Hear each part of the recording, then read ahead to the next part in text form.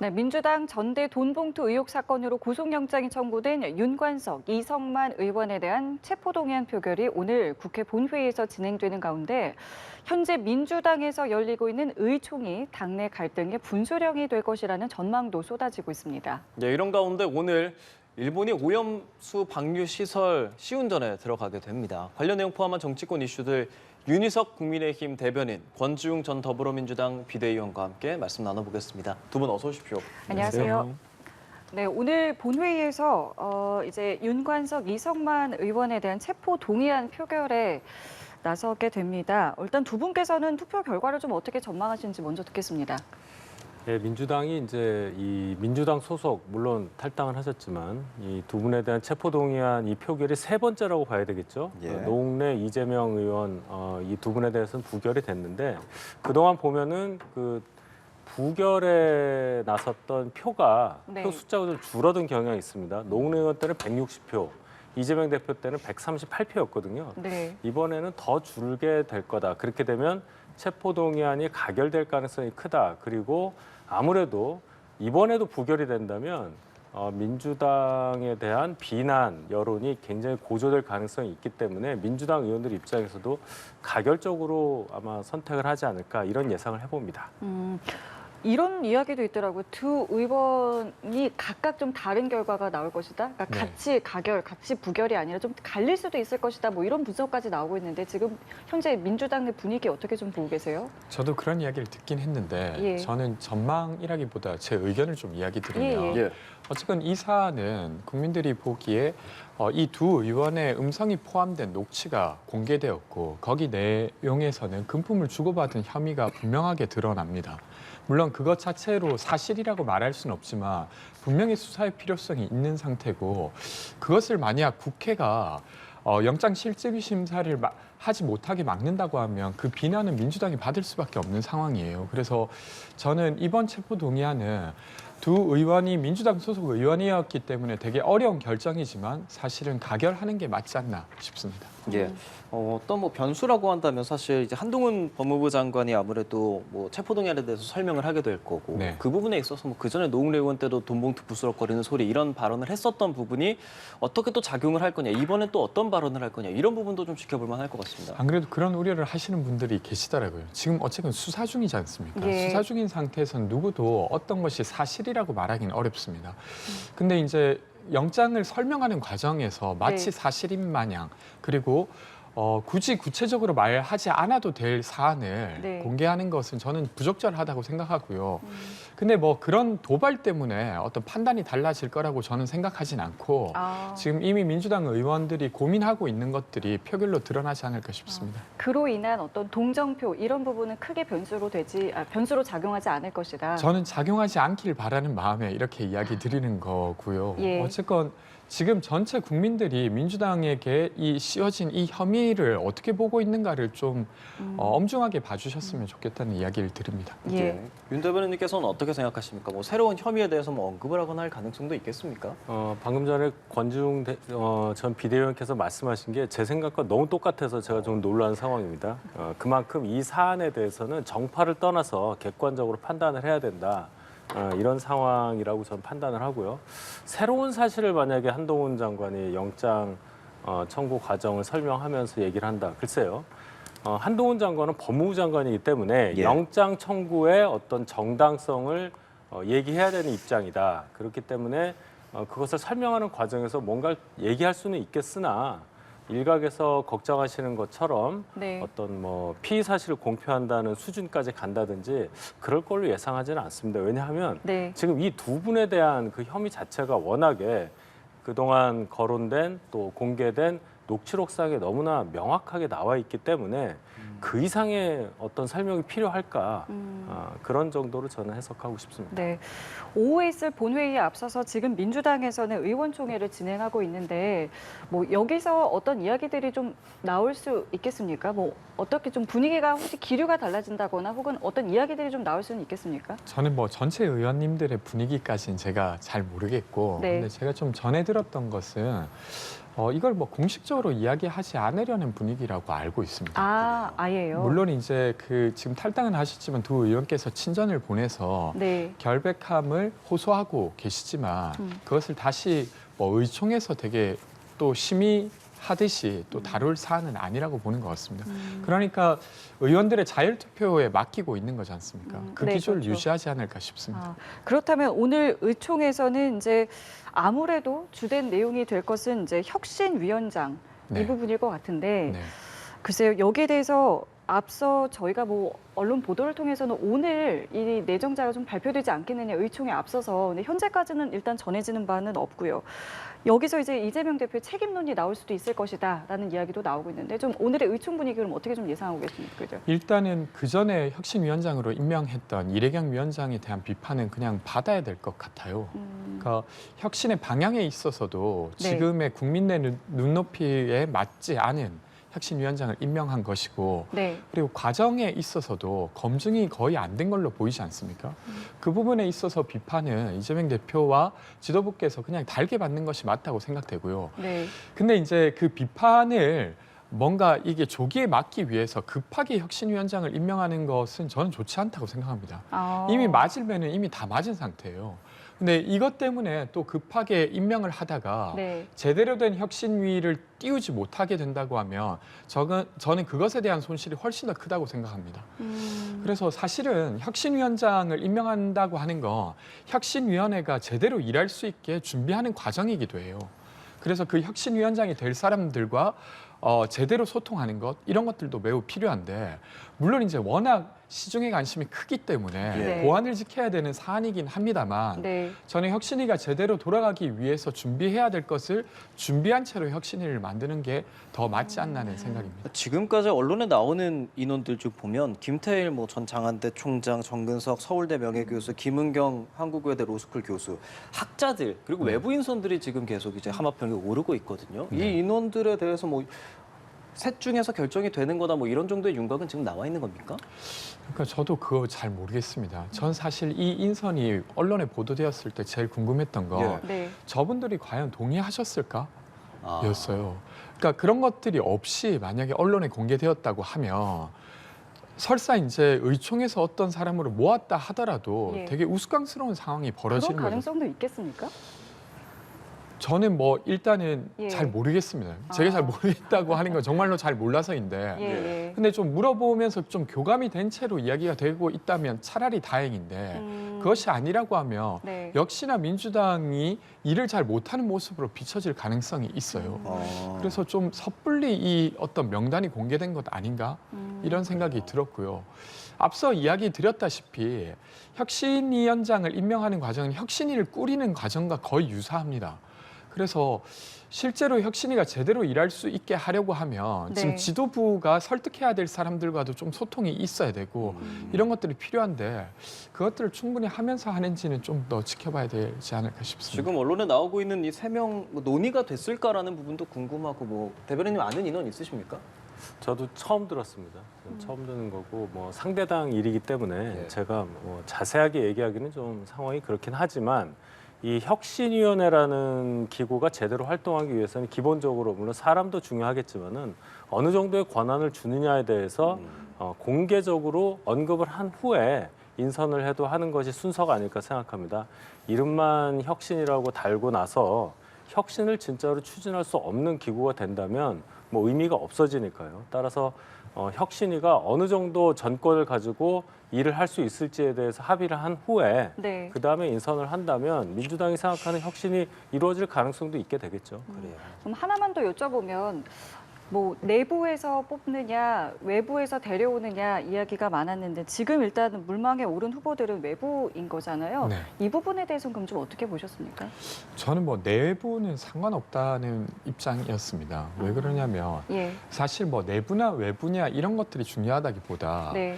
지금 좀 이분법적 이고 적대적인 어떤 정치관을 벗어나는 사람이면 누구라도 좋다라고 저는 생각했기 때문에 이렇게 이야기 드리고 네. 저도 일단은 지금 물망에 오르시는 분들이 정확히 어떤 지향을 가지고 있는지 잘 모릅니다. 예. 전해지는 바로는 특별히 네. 이제 개파색은 없다고 전해지고 그렇죠. 있습니다. 근데 개파색이 없는 것 자체가 네. 혁신위원장의 충분 조건은 아니지 않습니까?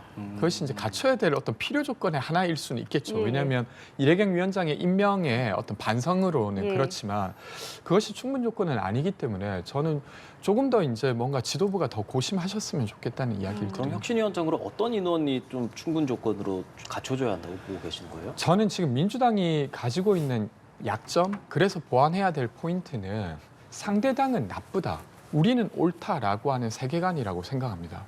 이걸 벗어날 수 있어야 돼요.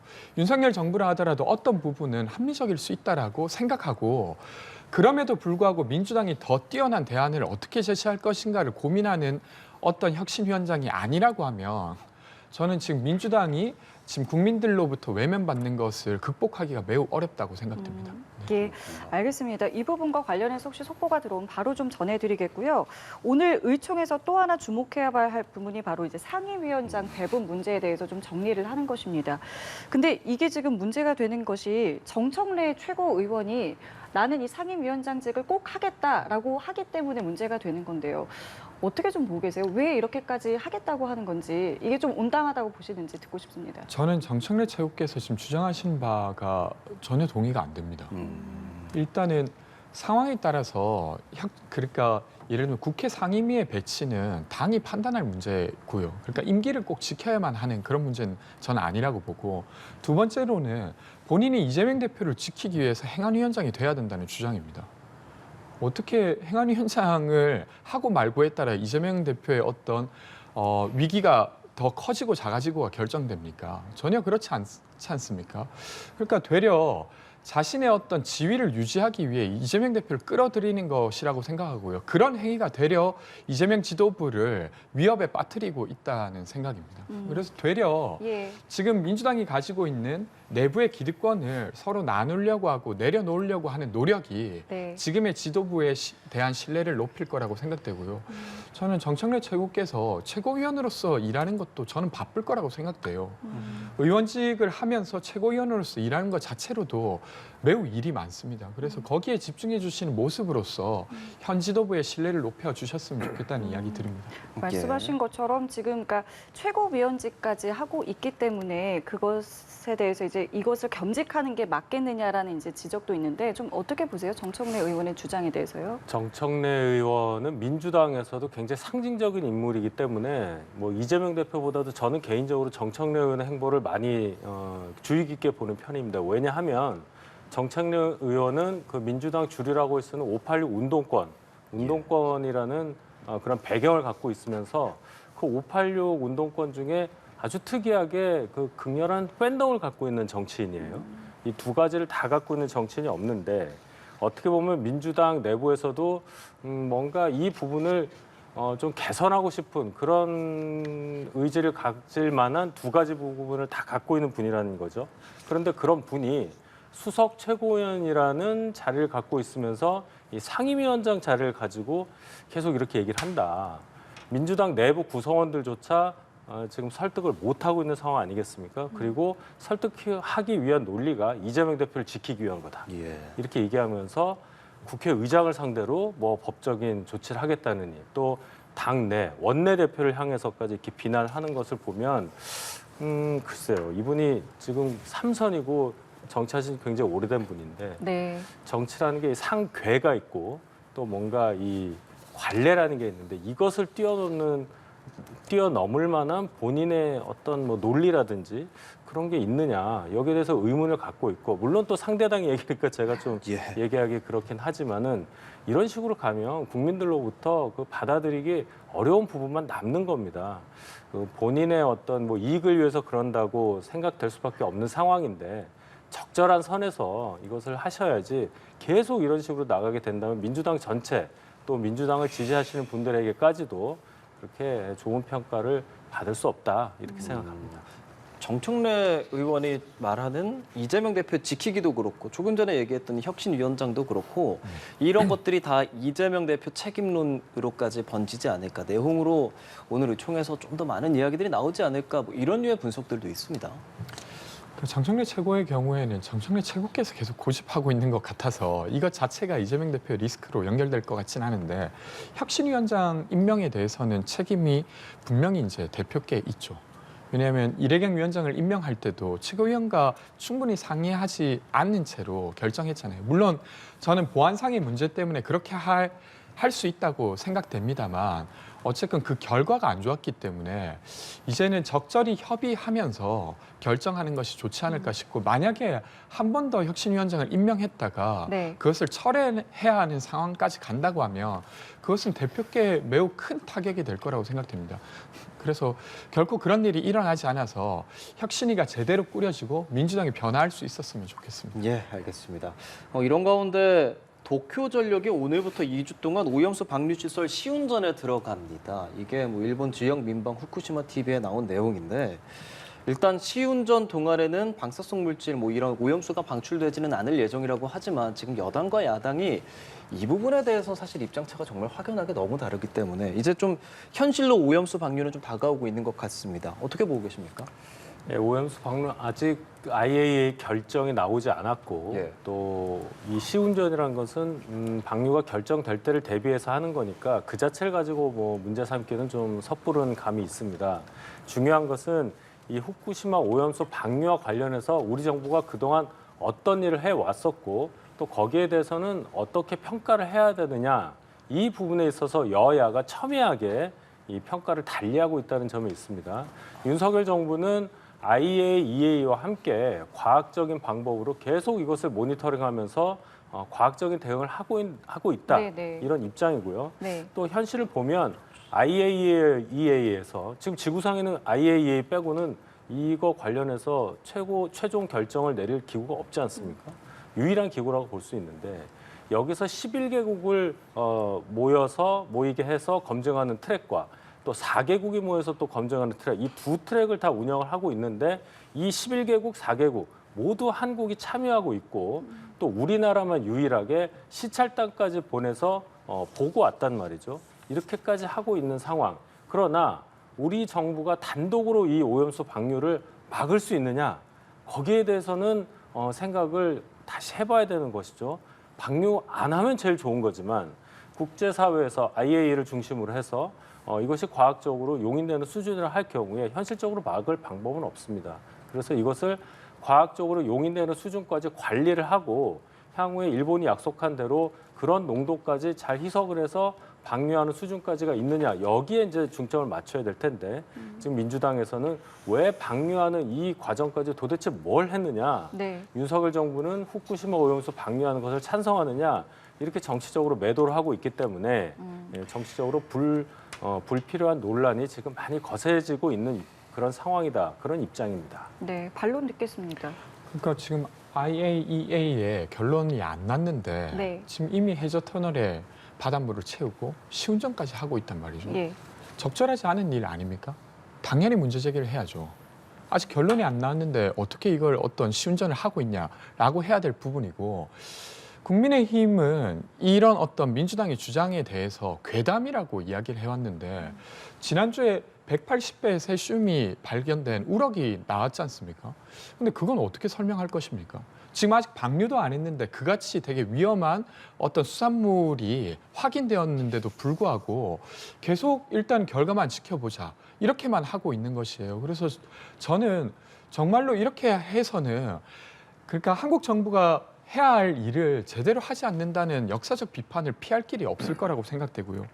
또 하나는 오염수 방류가 유일한 방법이 아니라는 겁니다. 그러니까 이 방법은 도쿄전력과 일본 정부 입장에서 가장 싼 방법이죠. 그러니까 동굴을 만들어서 거기에서 생물학적으로 이것을 정화하는 방법도 전문가들이 제시하고 있고 두 번째로는 시멘트를 만드는데 이 오염수를 써서 만든 다음에 그걸 교각에 쓰는 것도 제시하고 있습니다. 다만 비용이 더 비쌀 뿐이죠. 근데 이 같은 방법이 있음에도 불구하고 한번 배출하고 나면 전혀 되돌릴 수 없는 방법을 하자고 하는 것 자체가 저는 이게 한국뿐만 아니라 동아시아에 있는 전체 인류를 보더라도 좋은 일이 아니라고 생각돼요. 그러니까 많은 국가들이 우려를 표하고 있고 네. 그리고 IAEA의 경우에도 사실 원자력 발전을 하는 국가들이 여기에 포함되어 있습니다. 그러니까 본인들이 원자력 발전을 저해하는 조치를 하기가 어떤 구조적으로 어려운 것이라는 걸 감안해서 저희가 판단해야 되는데 그런 것들을 좀 무시하고 계속 일본이 그래도 적절할 만하니까 방류하는 거 아니냐라고 옹호하고 있는 것 같아서 지금 정부 여당과 국민의힘 태도가 매우 우려스럽습니다. 자, 그렇기 때문에 여야는 이 오염수 방류와 관련해서 청문회를 하자고 큰 틀에서 합의를 했는데 지금 말씀하신 것처럼 이 IAEA 보고서가 나오기 전에 할 것이냐, 나온 뒤에 해야 한다. 이게 지금 공방이 있기 때문에 이게 좀 정리가 되겠습니까? 이 부분에 대해서 좀 여쭤보겠습니다.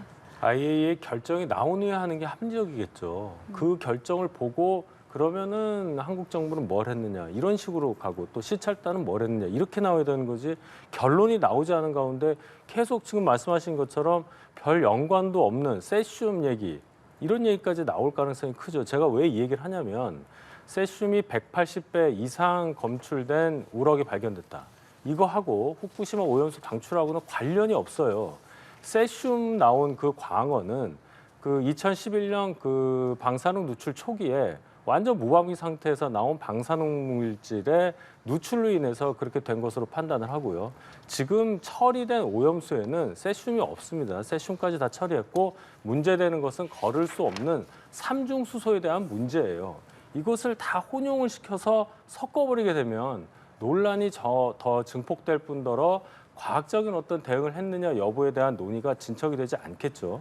그래서 결론은 IAEA에서 어떤 본인들이 생각하는 어떤 객관적이고 과학적인 논리적인 방법을 통해서 나온 결론이 나온 이후에 그것을 가지고 한국 정부의 대응이라든지 이런 부분에 대해서 청문회를 여는 것이 합리적이라고 저는 생각합니다. IAEA 보고서가 근거가 돼야 된다는 말씀이시거든요. 저는 IAEA 보고서가 저희가 결론을 내는 데 있어서 요소일 수는 있지만 그것 자체가 결정적 어떤 결단을 내릴 만한 핵심적 내용은 아니라고 생각합니다. 그건 어떤 저희가 감안해야 될 것 중에 하나일 뿐이죠. 게다가 지금 일본이 아까 말씀드린 대로 오늘부터 시운전을 하지 않습니까? 네. 그러니까 바닷물과 오염수를 섞는 연습을 하기 시작했어요. 이처럼 급박하게 진행되는데 청문회를 나중에 하자는 주장이 저는 되게 이 문제를 되게 안일하게 보고 있다는 생각이 들 수밖에 없는 행위라고 생각되고요.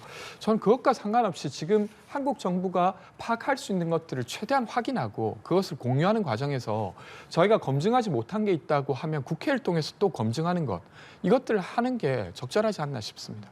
예. 이런 가운데 오늘부터 4일간 국회에서는 대정부 질문이 이어집니다. 지금 얘기하고 있는 이 후쿠시마 오염수에 대해서도 충돌할 걸로도 보이고 그 외에도 오늘 정치 외교 통일 안보 분야이기 때문에 예. 많은 부분에서 여야가 좀 대립을 할 걸로 보이거든요. 어떤 부분에 좀 집중할 거라고 보고 계세요?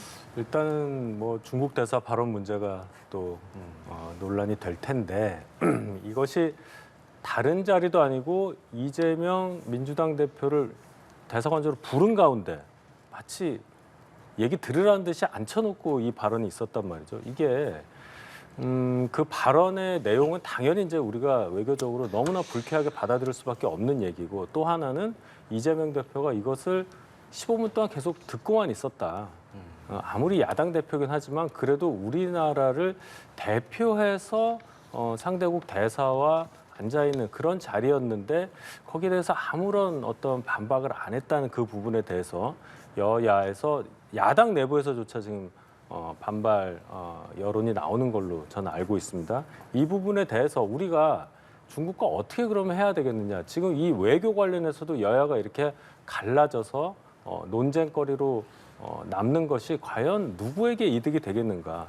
중국이 이런 우리의 상황을 또 이용을 해서 이렇게 또 갈라치게 하고 있는 거 아니냐. 여기에 대한 논의가 있어 할 걸로 같고 제 개인적으로 볼 때는 이 중국 대사의 발언 굉장히 무례하고 무도한 얘기이긴 한데 우리가 중국을 상대함에 있어서 중국 대사와 중국을 분리해서 생각할 필요가 또 있다고 생각합니다. 예. 우리가 외교를 함에 있어서 가장 중요한 것은 냉정함을 잃지 않는 건데 중국과의 관계를 뭐 이제 끊고 그냥 가겠다 이런 건 절대 아니잖아요. 예, 예. 따라서 중국 대사의 발언과 중국과의 앞으로의 관계를 분리해서 냉정하고도 객관적으로 대응할 수 있는 자세를 다시 바로 잡는 것이 이번 이 상황과 관련한 우리가 먼저 생각해야 할 지점이 아닌가 이렇게 생각합니다. 예. 오늘 대정부 질문에서 좀 어떤 부분 좀 눈여겨보고 계세요? 일단 앞서 말씀하신 대로 중국 대사 관련한 이야기가 나오겠죠. 예. 저는 민주당의 보더라도 중국 대사의 발언은 매우 부적절했다고 생각합니다. 물론 그런 이야기를 할 거라고 생각지 않았던 자리였기 예. 때문에 민주당이 네. 참석한 것이지 네. 그런 이야기를 들으러 간 자리는 아니었어요. 예. 그래서 그런 부분이 있고 지금 후쿠시마 관련해서 뭐 국제해양법 재판소에 제소할 것인가 아닌가. 그러니까 정부가 그런 행위를 할 것인가 안 할 것인가 이런 것도 질문이 있을 걸로 보이고 그리고 거부권을 계속 행사하고 있지 않습니까 정부가. 그래서 그것과 관련해서 상권 분립이 무너지고 있는 상황까지도 가는 것 같아요. 그와 관련된 질문이 있을 걸로 보이고 저는 내일은 경제 관련한 게 이제 대정부 질문의 내용인데 네. 전세 사기 문제나 이런 것들도 포함되지 않을까 싶습니다. 예.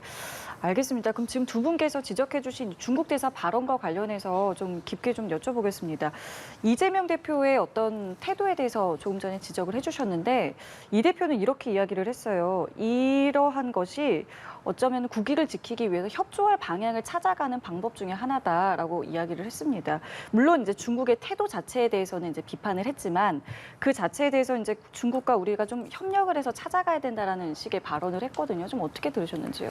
협력을 하고 중국과 우호 관계를 맺는 것은 정부 여당 외교 당국이 하는 거예요. 그건 기본적으로 하는 거고 네. 이재명 대표는 이 얘기죠.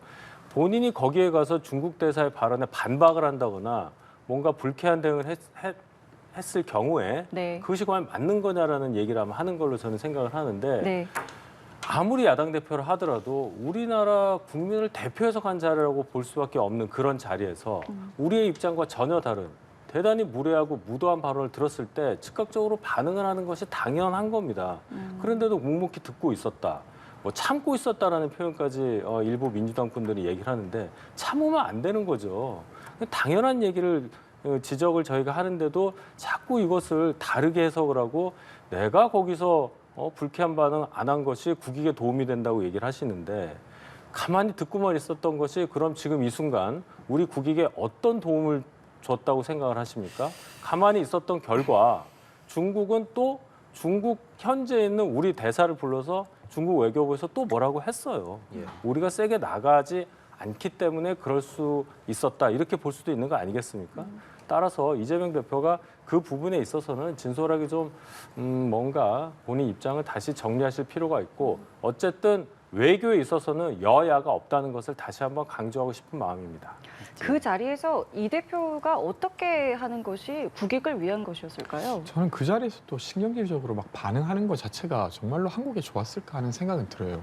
되려 지금 이 상황은 이재명 대표를 탓할 게 아니라 그간 사실은 대통령실에서 중국 관련한 사람들이 잘 안 만났다는 거거든요.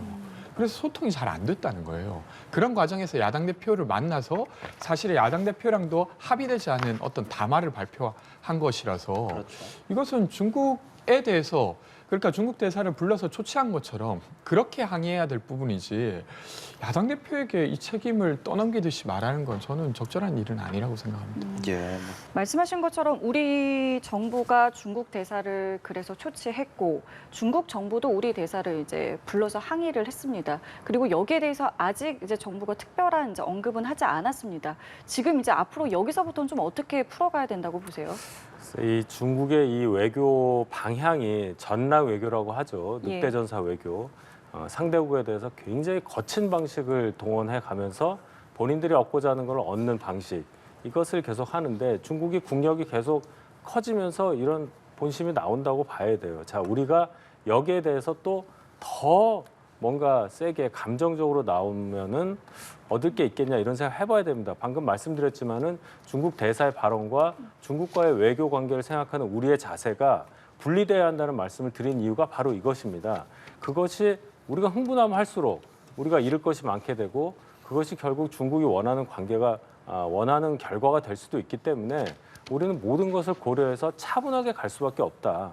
그래서 지금 이 상황에서 우리가 더한 대응을 하지 않는다는 것은 어떻게 보면 대단히 합리적인 그런 대응이라고 볼 수도 있는 거고 예. 향후에 중국에서도 다른 입장이 또 나오리라고 저는 기대를 합니다.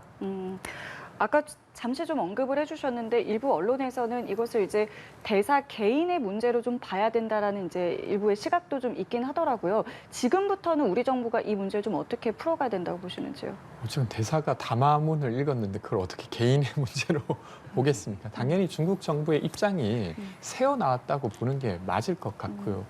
여기에 대해서 그 윤희석 대변인께서 이야기하신 대로 저희가 그냥 반발만 한다고 해결될 문제는 아니라고 생각되고 여러 어떤 통로를 만들어 가면서 협의할 것은 협의할 수 있는 체력은 만들고 그리고 강하게 이제 문제 제기해야 될 부분은 제기할 수 있는 어떤 토대를 만드는 게 필요하지 않을까 싶습니다. 예, 사실 이런 것들이 뭐 당시에 목요일에 여당 김기현 대표는 일본 대사 만나고 이재명 대표는 중국 대사 만나면서 이렇게 좀 갈라지게 됐고 김기현 대표와 이재명 대표 뭐 공개 토론하는가 뭐 이런 유의 이야기들이 좀 있었는데 지금은 김기현 대표 아들이 코인 관련한 업체에서 근무를 하고 있고 이 부분을 이재명 대표가 링크를 공유하면서 SNS에 올렸는데 또 이 김기현 대표는 뭐가 잘못된 것이냐 하면서 또 이 아들 관련한 이 논란들 김기현 대표 또 이재명 대표의 아들에 대한 약간 좀 저격하는 듯한 좀 그런 발언들도 좀 했고요. 이 상황은 좀 어떻게 보세요? 예, 그 두 대표께서 그 아들 문제를 가지고 지금 예. 공방을 벌인 상황이 돼서 원래 TV 토론도 하고 비공개 만남도 좀 하고자 하는 그런 의도가 있었는데 성사 여부가 좀 불투명해졌습니다. 지금 김기현 대표 아들에 대해서 이재명 민주당 대표가 제기하는 의혹은 그 김기현 대표 아들이 코인 관련 회사에 재직하고 있다. 그런데 김기현 대표가 코인 관련 과세를 유예하자 이런 주장을 했었다. 해명해라 이런 이제 주장을 하는 거죠. 김기현 대표는 여기에 대해서 본인이 코인 관련한 과세를 유예하자고 한 것은 아들이 그 회사에 입사하기 5개월 전 얘기고 또 그 당시에는 코인 관련해서 법적으로 뭔가 정비되어 있지 않은 상태이기 때문에 섣불리 과세하는 것이 맞느냐 그런 차원에서 과세 유예를 주장했었다 이런 얘기를 하고 있고 또 결정적으로 그 아들은 김기현 대표의 아들은 그 회사의 그냥 직원일 뿐이고 어떤 주식을 갖고 있다거나 뭐 그런 게 전혀 없다. 그래서 코인과 아들의 어떤 경제적 이익 관련한 부분은 관련이 없다. 이렇게 이제 얘기를 하면서 네. 과거 대선 과정에서 불거졌던 이재명 대표의 그 아들 문제 여러 가지 좀 불미스러운 일들에 많이 연루된 게 있지 않았습니까? 거기에 대해서 또 이제 공격을 하는 그런 양상인 것이죠. 알겠습니다. 이 얘기를 저희가 좀 잠시 뒤에 나눠보겠고요. 이거 먼저 좀 여쭤볼게요. 이동관 특보 아들의 학폭 의혹을 놓고선 뭐 여러 이야기들이 좀 있었는데 피해자로 지목된 A 씨가 직접 등장을 했어요. 그래서 나는 사실 피해자가 아니다라고 이제 이야기를 하고 있는 부분이거든요. 이 내용을 일단 어떻게 좀 들으셨는지요? 글쎄요, 어쨌건 지금 이동관 특보가 어떻게든 방통위원장이 되기 위해서 이 어떤 과정을 만들어내고 있다는 생각이 드는데, 근데 지금 피해자라고 알려진 분이 한 분은 또 아니지 않습니까? 그래서 어떤 한 분이 난 피해자가 아니다 하더라도 이 논란이 아예 없어질 것 같지는 않고요. 그리고 이동관 특보께서 해명하신 것 중에 일단 학폭이 학교 폭력이 아니었기 때문에 학폭위가 안 열렸다 이런 주장들은 국민 눈높이에 보기에 매우 이상한 주장이에요. 그러니까 머리를 300번이나 뭐 책상에 찍게 하고 서로 싸우게 종용하다가 서로 싸우지 않으니까 또 폭력을 가하고 이런 것들에 대한 어떤 해명은 없이 그건 학교 폭력이 아니었다는 것 자체가 이해가 안 되고, 또 하나 더는 그 학교 폭력위는 안 열렸지만 선도위원회가 열렸다. 그래서 전학 결정을 했다라고 했는데 이 역시도 사실이 아니었습니다. 그러니까 지금 해명 내용 중에 거짓이 포함되어 있는 상황이라서 해명 전체를 믿기가 어려운 상황이 되어버렸어요. 이 같은 상황에서 방통위원장 임명을 강행한다고 하면 저는 지금 학교폭력과 관련된 국민들의 어떤 비판을 전혀 수용하지 않는 인사가 되지 않을까 싶습니다. 민주당에서는 이야기를 합니다. 피해자가 4명이다라고 이제 이야기를 하고 있거든요. 이 일단은 피해자로 지목된 A 씨의 발언에 대해서 좀 어떻게 들으셨는지요?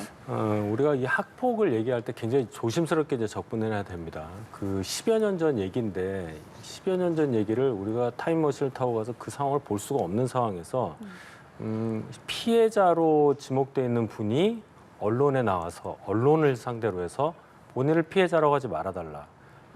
자기는 그렇게 생각한 적이 없다. 이렇게 얘기했다는 것은 대단히 큰 의미가 있다고 생각합니다. 피해자라고 얘기하는 것 자체가 사실과 다르다는 것을 얘기하는 거기 때문에 그 어떤 구구한 얘기들을 다 배제하고라도 그거 하나만으로도 이 사건에 대한 본질에 접근할 수 있는 가장 큰 통로가 될 수 있다 저는 이렇게 생각하고 민주당의 강덕구 의원이 그럼에도 불구하고 피해자가 한 명이 아니라 4명이다. 예. 나머지 3명이 더 있기 때문에 네네. 이것을 뭐 전적으로 받아들이기 어렵다 뭐 이런 입장인데 그럼 그 나머지 3명이라는 분에 대해서도 정확하게 이제 얘기가 돼야 되겠죠. 물론 그 나머지 3분이 입장 표명한 건 없습니다만은 일부만 뭐 그렇게 얘기했다고 해서 뭐 학폭이 사라지고 그런 건 아니지만은 적어도 입장을 밝힌 분이 주된 피해자라고 얘기하기도 좀 그렇습니다만 어쨌든 이 사건의 중심에 있는 분이라고 볼 수 있는데 그 분이 언론에 이런 식으로 본인이 피해자라고 생각지 않는다는 의사를 표시했으니까 이 의혹에 대해서는 그 피해자의 입장에서 좀 바라볼 필요가 있지 않느냐. 워낙에 오래된 얘기이기도 하고 네. 또 중간 해명 과정을 보면은 뭐 전교조 교사라든지 학폭위가 실제로 법정으로 지정돼서 실행되어 있었던 그 2012년 이전의 일이었고 이런 여러 가지들 사정들이 있지 않습니까?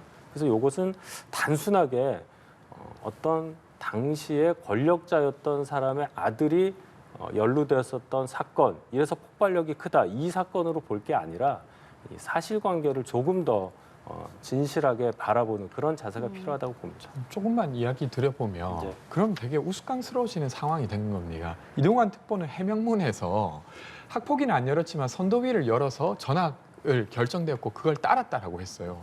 근데 피해자가 없었는데 그런 행위를 한 겁니다. 과연 이동환 특보가 그걸 허용했을까요? 그러니까 저는 지금 뭐 이분의 어떤 증언 자체의 진실을 뭐 따져 물을 거라기보다 그 전의 정황을 보면 학교 폭력은 있었던 게 분명한 것이라 이분의 어떤 증언만으로 이 상황이 전반적으로 전환될 일은 아니라고 생각됩니다. 예, 혹시 반론하실 게 있으실까요? 글쎄요. 그 상황도 다 더 종합적으로 봐야 되겠죠. 이제 더 중요한 게 뭐냐면은 학폭 자체 그것도 중요하지만 그러면 이동관 수석 본인의 학폭이 아니라 아들의 학폭 과정에서 학폭 처리 과정에서 그럼 이동관 수석이 무슨 일을 했느냐, 어떤 식으로 이걸 예를 들어서 무마하려고 했느냐, 부당한 압력을 행사해서 이 사건을 뭐 축소하려고 했느냐, 이게 관건이라고 봐야 되는 거예요. 그 과정을 제대로 보는 것이 중요한 것이지 학폭 자체가 있었느냐, 학폭 자체에 대해서 피해자가 몇 명이냐, 그 과정이 얼마나 폭력적이었느냐, 이것은 부차적인 문제라고 저는 감히 말씀드리고 싶습니다. 지금 이동관 수석의 방통위원장 물론 지명되지도 않았지만 예. 임명 가능성을 두고 여야에서 얘기하는 것이기 때문에 그럼 방통위원장으로서의 자격을 심사함에 있어서 네. 평가함에 있어서 아들의 문제를 어떻게 다루었는가 이것에 더 초점을 맞추는 것이 합리적인 태도라고 생각합니다. 예. 이런 가운데 선관위 자녀 특혜 채용 의혹 관련해서 감사 부분적으로 수용하겠다라는 결론을 내놨습니다. 여야는 선관위가 말장난하고 있다고 비판을 했는데 야당은 어떤 입장인 겁니까 지금? 일단은 지금 사실은 그 감사원 감사를 수용한다 하더라도 내용이 많이 겹칩니다. 그러니까 국가인권위의 전수조사를 받겠다고 했고 그리고 국정조사를 받겠다고 네. 한 상황이고 그리고 감사원 감사까지 받겠다고 하는 거예요. 네. 근데 이 모든 게 사실은 여기에서 나온 내용을 가지고 수사로 연결되는 것의 어떤 과정이거든요. 근데 이 과정이 되게 지금 비대한 상황이 돼버렸어요. 그래서 어쨌건 뭐 이것을 받아들인 것 자체를 비판할 부분은 아닌 것 같고 왜냐하면 워낙 그 선관위 채용 관련해서 문제가 컸기 때문에 그래서 그것이 잘 진행되도록 하면 되지 않을까 싶습니다. 예. 대변인님께서는 어떻게 생각하고 계십니까? 그 저희 당에서 감사원 감사를 받아야 된다고 계속 주장한 이유가 있습니다. 물론 수사를 하면은 뭐 기소가 되고 그게 되겠지만 그거는 응징의 과정이라고 봐야 되는 거고요. 지금 구조적으로 진행됐다고 볼 수밖에 없는 감사원의 이 친인척 채용 비리와 관련해서는 행정사무 절차의 전반을 다 바라봐야 한다. 그러기 위해서는 수사나 조사가 아닌 감사가 필요하다고 얘기한 겁니다. 감사를 해야 그 밑바닥에는 구조적인 문제까지 나올 수 있어서 향후에 이것이 재발되지 않는 그런 방책까지 마련할 수 있다는 생각에서 감사를 주장한 것이죠. 중복될 수 있는 여지도 있겠습니다만은 감사가 가장 중요한 방법이다. 가장 효과적인 방법이라는 생각에는 변함이 없습니다. 야당에서는 이게 총선을 앞두고 선관위를 흔들기 위한 것 아니냐라는 지적도 하고 있거든요. 선관위를 흔들어서 총선에 뭐 저희가 이득 볼 게 있겠습니까? 만약에 그런 생각을 한다면은 그건 민주당의 시각이에요. 국민의힘에서는 선관위를 어떻게 해서 이득 볼 생각 전혀 없고 선관위를 어떻게 해서 이득을 볼 수 있다는 그 논리 자체를 저는 이해할 수가 없습니다. 선관위는 기본적으로 국민들을 향해서 공정한 선거관리라는 기관이라는 인식을 계속 유지해야 될 필요가 있는 겁니다. 그래야 선거 결과에 대해서 국민들께서 정당하게 받아들일 수 있는 거 아니겠습니까? 그것에 대해서 얘기를 하는 것이지 선관위를 흔들어서 뭔가 정치적 이득을 얻겠다? 굉장히 위험한 발상이라고 생각합니다. 근데 선관위 중립성 이야기가 나온 게 이 선관위의 특혜 채용 관련한 문제가 불거졌을 때 국민의힘 한 의원께서 사실 선관위가 국민의힘에게 되게 섭섭하게 했다. 이런 이야기를 하셨어요. 그런 것들을 봤을 때 이번에 특혜 채용과 관련된 부분만 다루는 것이 아니라 국민의힘이 그간 섭섭하다고 느꼈던 것을 반영하기 위해서 선관위에 압력을 행사하는 게 아닌가라는 의심이 들 수밖에 없어서 이런 논란이 진행되고 있는 것 같습니다. 국민의힘에게 섭섭하게 했다는 발언은 뭐 개인적인 의견일 수도 있는데 그동안 선관위가 행했던 예를 들어 현수막 문구에 관련한 것이라든지 민주당과 국민의힘에 대해서 다르게 차별적으로 행정행위를 했다는 것은 사실입니다. 알겠습니다. 저희 두 분 말씀은 여기서 마무리 짓겠습니다. 오늘 말씀 고맙습니다. 맞습니다.